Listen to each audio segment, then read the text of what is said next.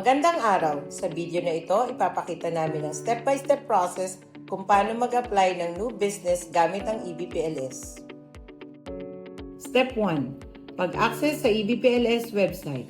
Buksan ang inyong web browser at pumunta sa official EBPLS website at mag-login gaya ng ipinakikita sa screen.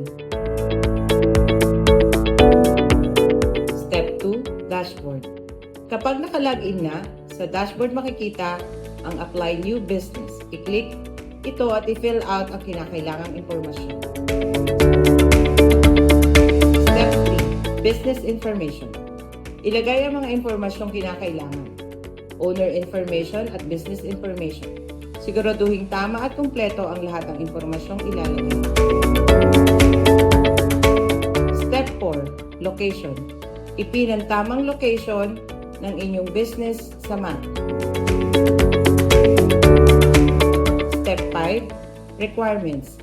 I-upload ang mga kinakailangang dokumento gaya ng DTI, Occupancy Permit, Lease Contract, Authorization Letter, SPA, Board Resolution, Owner's ID, Location.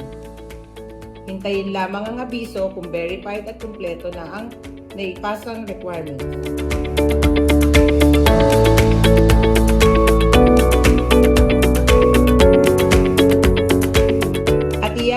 Proseso ng pag-apply ng new business permit gamit ang EBPLS.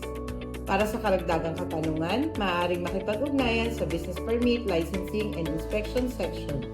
Maraming salamat at magandang araw!